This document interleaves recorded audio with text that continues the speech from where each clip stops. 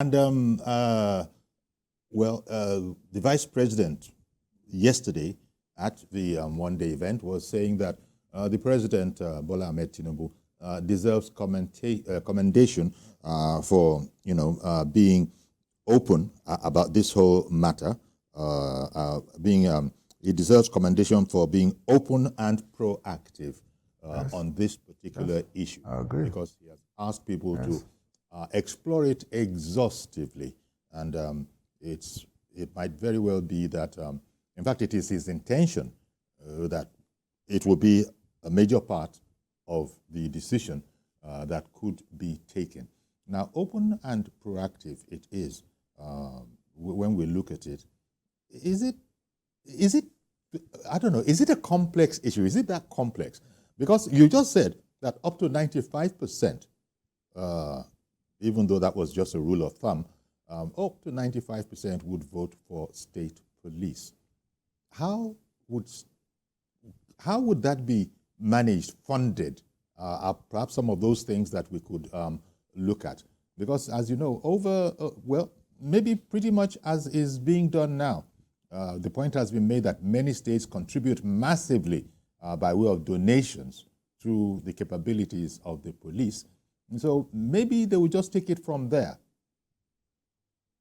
Well, national budget should take note of that. If we are going to decentralize police, we also have to decentralize the wealth of the nation that is committed to policing. The reality of the matter is that, and I believe, and I agree with many of the states, the chief executives of the states, that the budget of Nigeria should be such that we reduce the money that is available to the federal government, increase the monies available to the states and the local government. In this nation, we have 36 states, federal capital territory, federal government. Basically, we have 38 governments in Nigeria.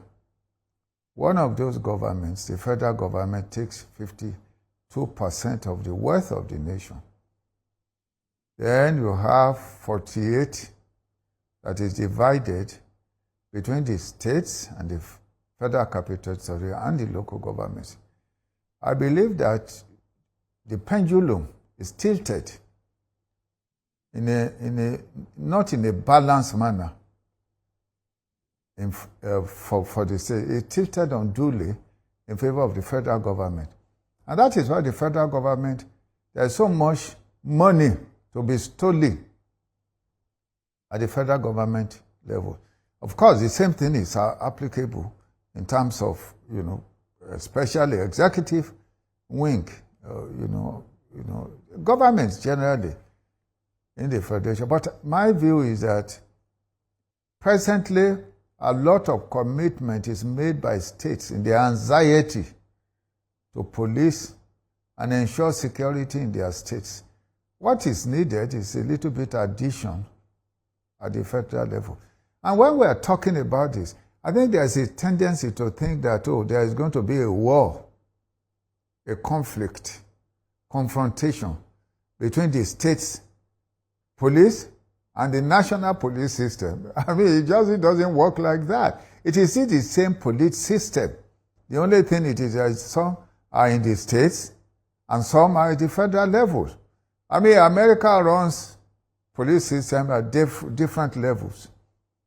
If the police system and the personnel understand their duty, which is universal protection of the people, dealing with issues that relate to relationship and material, management and security, I don't think there should be any problem. The nation is advancing, but the way we are now, where you have only one philosophy, if it is the philosophy of corruption, is everywhere. A situation where we have people checkpoints since 1966. It continues, as useless as it is. A situation where the police, you go to the police stations, it's so wretched, poor, uninspiring, At least, I mean, it is said that competition is a trade of life. So let us have something different. Abraham Lincoln said you cannot walk on a beaten path and expect to make a difference. He said you have to burn and thirst for distinction. So let us have something different. And then we'll see what we can. We can always review and, what we have. And I think that reviewing the national police now, looking at the past and see where we are in this nation today, it's clear to me that the central police is, I'm sorry to say, not very useful as it is organized for this nation. One of the more challenging, let me not say difficult areas might be that of standardization of training. You spoke about attitudes over there just now, but the whole matter of training, the police is the police. They have this centralized way of going about their life right now, and so that would affect training. But if we come to should we come to adopt state police? The matter of training, how do you think that would work? What if some states have the ability and go to great expense to train their people in such a way that they are, quote unquote, cutting edge, efficient, as opposed to a state that might not be as flush, not being able to do the same? I mean, those kind of things. And then standardization as to weaponry, for example. Right now, the police would be limited in the kind of weaponry it is able to deploy. President Jonathan, it was yesterday, who was saying that he's not exactly expecting state police to have rockets, but he was looking forward to a situation where they were not placed at a disadvantage and almost committing suicide when confronting criminals. So the matter of standardization in training, weaponry, is that a serious concern, do you think? No, I don't think that's a major concern for me is control, not standardization. Control. The ethics, code that will manage the state police and also manage the appetite of executive leadership in each state. Firstly, we need to strengthen institutions of law like the courts. As it is now, luckily enough, we are enjoying some level of protection for individual rights, human rights, and civil rights in the country. And this will continue. So, and our people will also have to wake up. We're advancing in thinking. Our children are not what we are. They can see the world now, study the world, learn from the world, and confront challenges that in our nation, whether with relation to leadership or authority. So standardization, that's not a major problem. We can find that. The control, the code, management, especially the appetite of those who are in charge of policing. That's what we need to work on. And I believe that we can also work on that through the laws, because government should be a government of law and not of men. Okay. Good morning, Mr. George. Thank you for holding on a bit. Mr. George has called it from Ikeja. Good morning, Uncle Yori, and good morning to Dr. Bayomi. Yeah. Uncle Yori, when the IG was appointed, he told us he was going to roar like a lion. I had expected that he would come up with a unique policy on how to reform our policing system. Up to now, I have not seen anything new that he has actually brought to the table. If anything, the security of the country it has not actually improved under him generally. When he made this statement, I was taken aback. he suggested that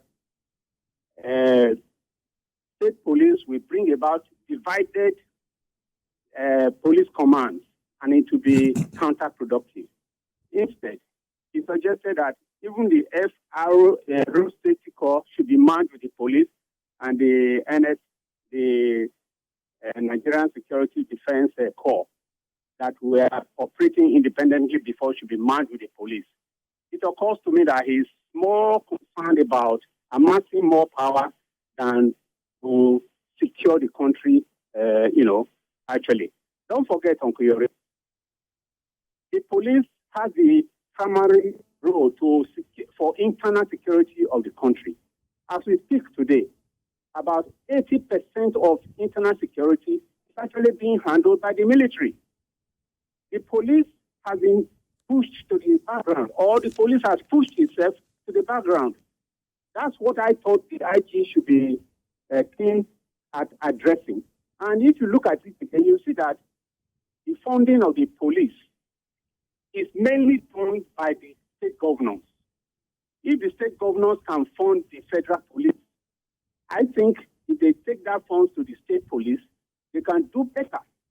They will even achieve better intelligence results than at the federal level. If something happens in a small community, the intelligence must get to Abuja before it is addressed. Won't 1 year pass by, and the security situation will not be the same again.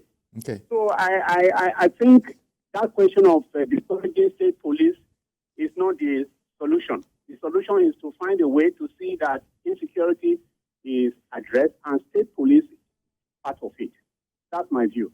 Thank you, Mr. George, for calling in. Dr. Bayomi, the person representing the Inspector General, those suggestions about merging the Federal Road Safety Corps and the National Security and Defense Agency with the police, well, I really don't know how to look at that now because, as I said, one paper seems to be carrying that the man has said that he was expressing his own personal opinion and not necessarily that of the police. But what do you think of those suggestions about merging those agencies as a possible, as an alternative idea to those who were canvassing for state police?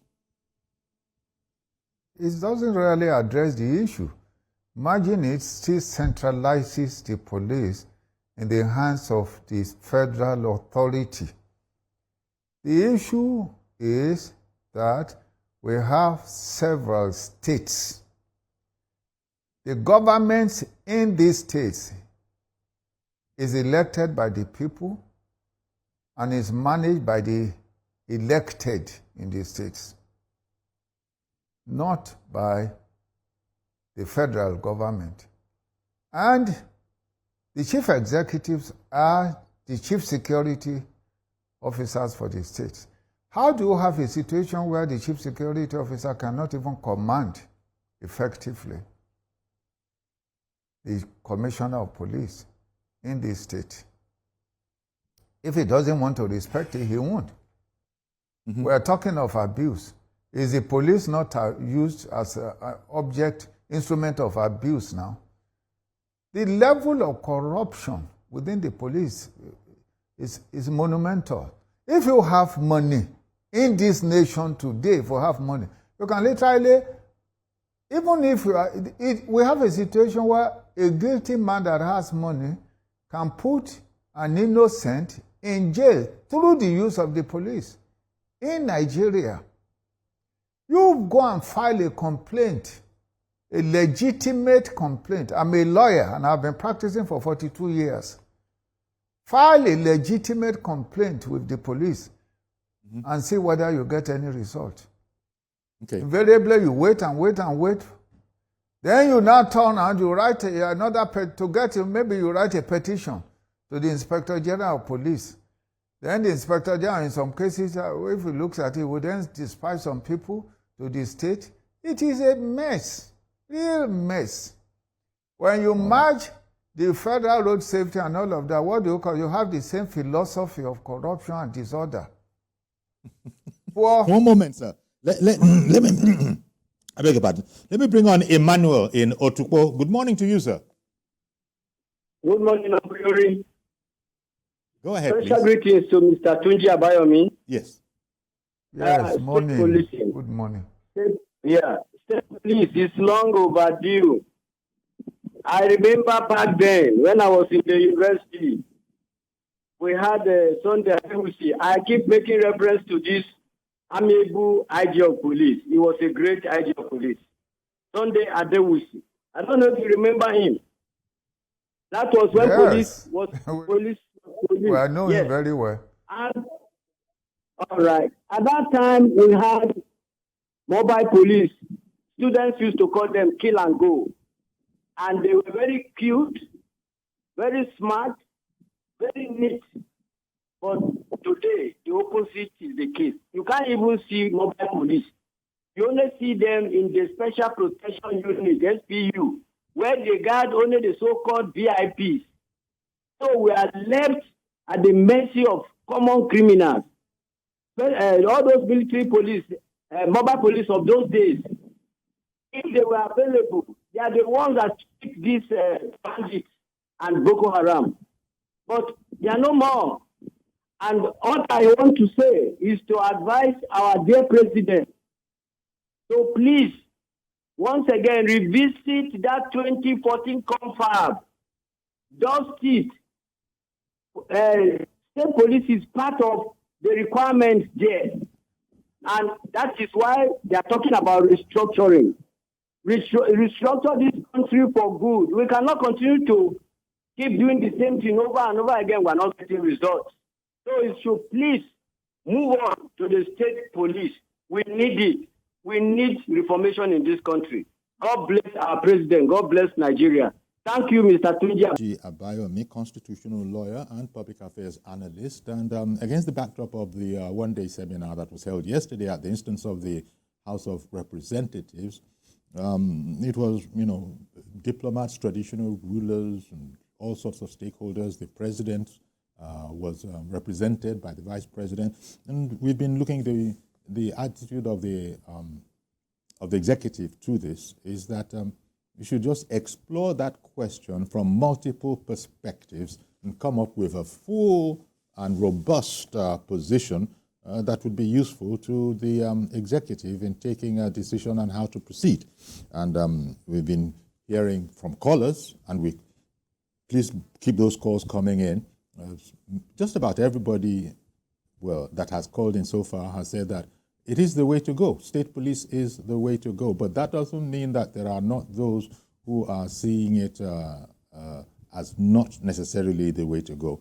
One of the people yesterday, a direct stakeholder, a representative of the Inspector General of Police, had said that he didn't think it was the way to go, didn't think that the country had matured to the level where you could have individual state police commands under the authority of the state governors. The fear is that in Nigeria, part of the lack of maturity is that they might essentially turn the gun on ourselves, metaphorically speaking. And that those who were saying that, no, not yet, that is their point of view. But, I don't think they're in the majority. Those who are saying that are not in the majority, but the opinion is still out there. So, Dr. Abayomi, state policing, according to the president, through the vice president at yesterday's event, had said that state policing will address demands of various Nigerian communities, and that is for sure. It will address, because people who have called in this morning have said exactly that. They have their demands. Is it Emmanuel Inotukpo? And I think Mr. George in Lagos had said as much. So it looks like I think the issue is that we have to be trusting. We have to be, because you have said that control is what would bother you more than even standardization of training and that kind of a thing. Is that an intricate question, this whole matter of you are more concerned with the control of the police?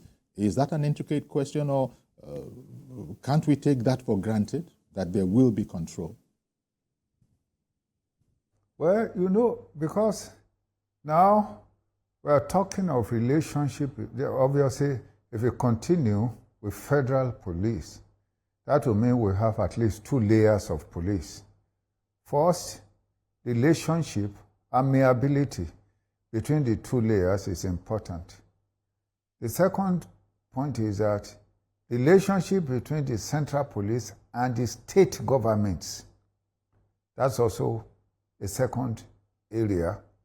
Because I beg your pardon, sir. I beg your pardon. Just before you continue, could I just announce to our terrestrial viewers that they are moving over to we're going over to Government House, where Governor Sanwo-Olu will be presenting Eco Cares initiative. It's an intervention deployed to lessen the burden of Lagosians. That is an event at Lagos House in Alausa. Okay, so that's for terrestrial viewers.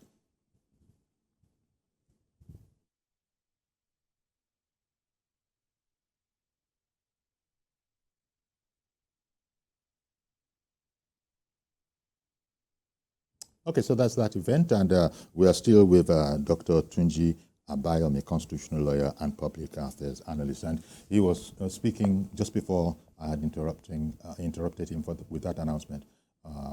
He was looking at this whole matter about the control and how we could go about that. Please continue, sir. Okay, so now we have to find a way to ensure good government or good policing, so to say. Now, the truth of the matter is that both the national government and the state government, one of their primary responsibilities is to protect the citizens and their interests. And they have to do that through the rapprochement between the two. So these are the type of control that I'm talking about.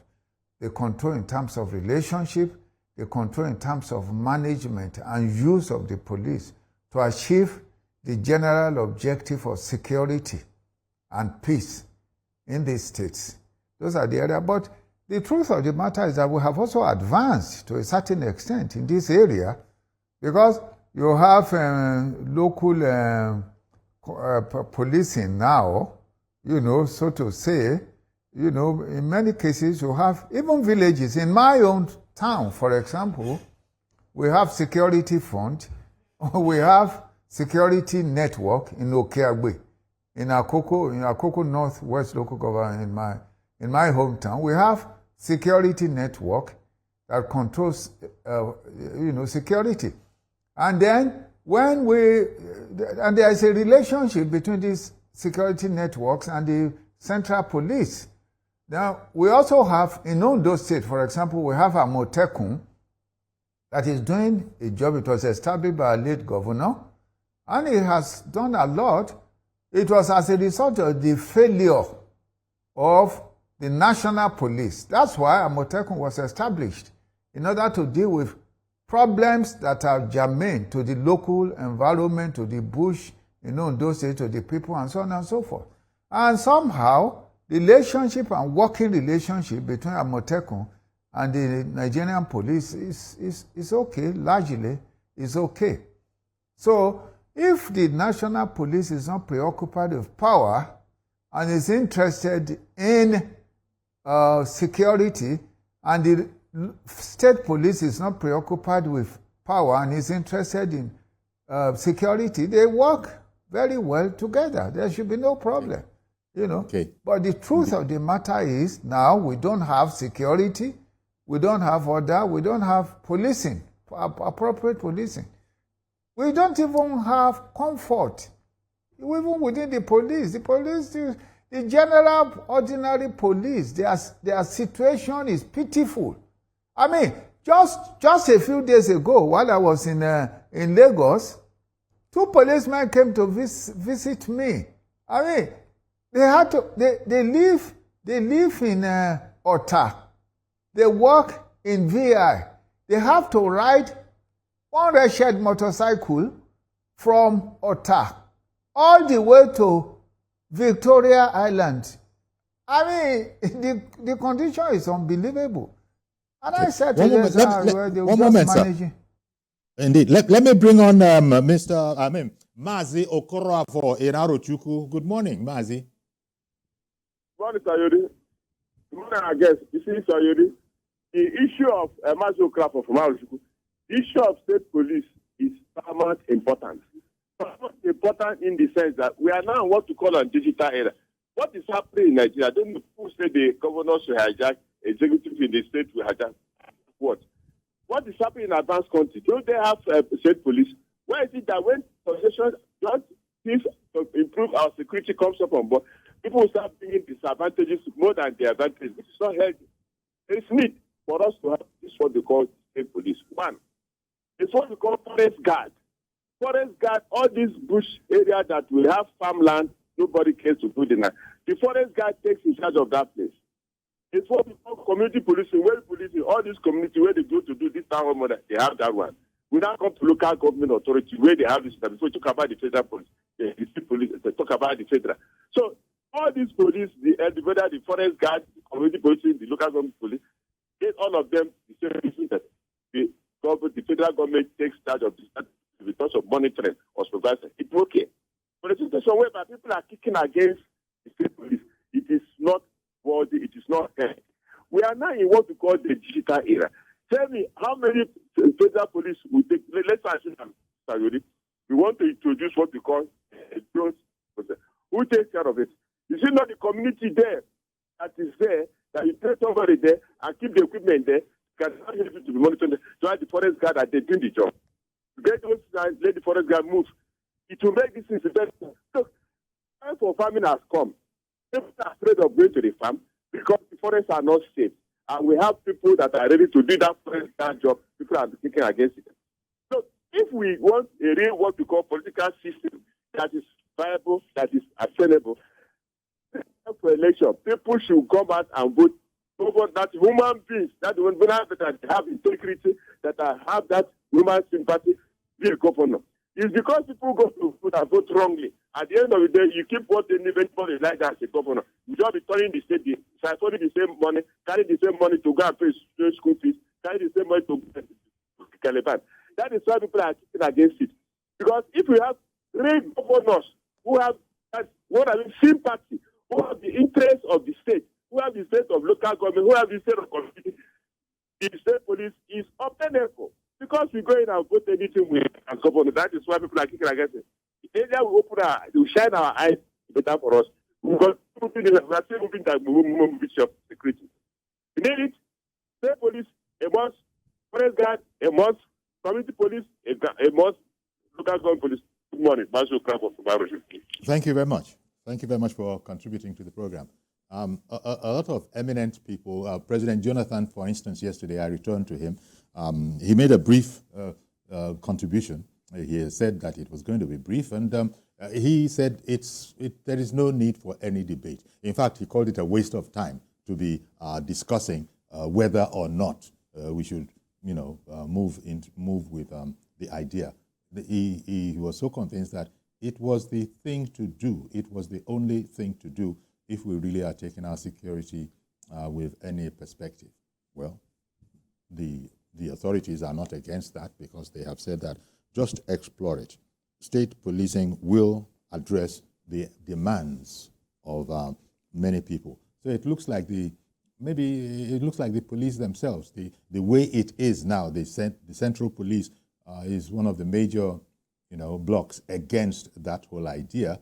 And I don't know if you also agree with that suggestion, Dr. Abayomi, and it is thought that, well, it's because they just want to concentrate power, resources, and whatever to themselves so that they can, be disbursing centrally.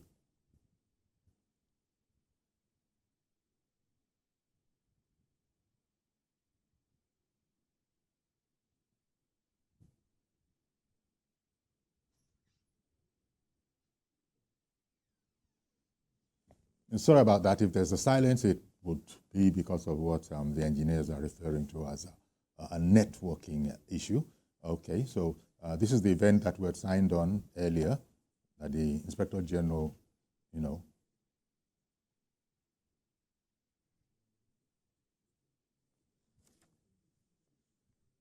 Okay, I think we have Dr. Abayomi back now. Okay, Dr. Abayomi, I was saying that the main opponent of the idea of state police now would appear to be the police itself. Not exclusively. There are other people who also think that, but by far the overwhelming majority. I'm even happy that I'm able to quote the figure that you had given as your own mental dipstick figure of more than 90% of people would go with the idea if it was subjected to a vote. It seems that the major people who are against the idea would be from within the police itself. And many are saying that, well, that's simply because they've gotten used to the idea of central power, resources, materials, and everything coming to the police that they could then disperse as they wish. And they feel that there would be a lowering of influence if anything were to change. Is it as simplistic as that? No, I think a lot of policemen, particularly at the lower level, they will prefer state police because they think, I have spoken to quite a number of them, they even believe they will be better off in terms of welfare. I mean, the reality of the matter is that, I think it is said that competition is a trade of life. If you look at the history of our nation, after independence, where the various regions were competing to advance the affairs of our people, were we not better off? It's the same thing with the police. When you have monopoly, the tendency is diminishing return. That's the reality. You don't advance. That's it. When you have competition, you have innovation. You have, difference. You have doing things in a different way. Ideas begin to evolve, different ideas. So I do not think we can say that it's actually the police that is talking, because like I said, this morning I was with a television station with a DIG, with an AIG, who said he supports state police. So if we take the statistics within the police itself, I'm almost sure the majority will support state police. What's the benefit? Forget about the leadership of the police. It's just less than 5%. What's the percentage that is enjoying policing today within the national police structure? You go to the police stations, you can barely find any vehicle that is functional, not to talk of the infrastructure. Go to the police barracks. Very embarrassing. Some states will simply not allow their police system, to be so defeated or to be in such state of decay. So some states will advance, and then we'll learn from one another, and we can work with one another. It's not just about issue of power. It's about the issue of order. It's about the issue of good government. It's about the feelings of the people.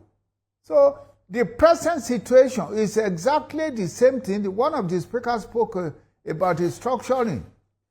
We have said again and again, this nation has no structure. You don't restructure a nation that has no structure. The structure of a nation is its constitution.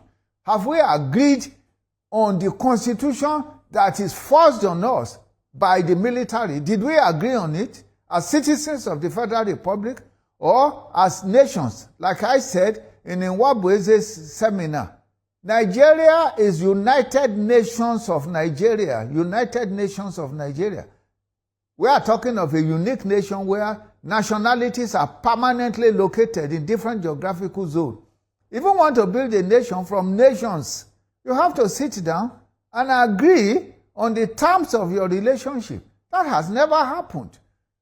The colonial took us to Lancaster and gave us a constitution. Military took over everything and foisted a constitution over us. The nation was advancing. If you look at the Western region, we were advancing greatly in education, in commerce. We were advancing in governance. We were advancing in everything. University of Ife is supposed to be one of the most prestigious universities. Military came and took everything, but gave it to federal government, and the federal government messed up everything. The road that passes through my town in Okeagbe, going to Okaba, is a federal road. It's The last time it was fixed was during the colonial regime or whatever. We are in a mess, a true mess. We are in a mess because of this centralization of everything in the hands of one government. So let us diffuse power. Let us divide power. Let us federalize power. Federalize the police. Federalize everything. Federalize even what we have. Why should, for example, the mineral in my local government be taken over by the government in Abuja only for Accountant General of the Federation? That has nothing to do with me to take all the money, billions, to the detriment of the people. Something needs to be done about the nation. If we are very serious, we are just pretending. This nation cannot continue like this. Our children will break it down, this nonsense that we have, that we call a nation. You can't meet the needs of the people. People cannot eat. There's so much corruption of leadership. There is disorder. There is no peace, no security, no education of any kind. All our children are running out of the country to another country. And yet, when they get to those countries, they are great. They are respected. They are titans. They are pharaohs in other nations. But in our nations, the best children are Lilliputians. Is that the type of nation we want to continue? People are tired of the state of this nation and where it is. People are truly tired. And it is important for the leadership of the nation to listen, to understand, to find a new way. We cannot continue to walk on a beaten path, the same path, and expect that change will come or we will advance. America, for example, had Confederate Constitution, Articles of Confederacy. It came together in 1787 or thereabout, and then said, oh, this is giving us a perfect society. In Philadelphia, it came together and gave itself a federal constitution that is created the greatest nation in the world. Nigeria should be the greatest nation in Africa and one of the greatest nations in the world. So the people should wake up to the reality and the challenges that face this nation. Indeed.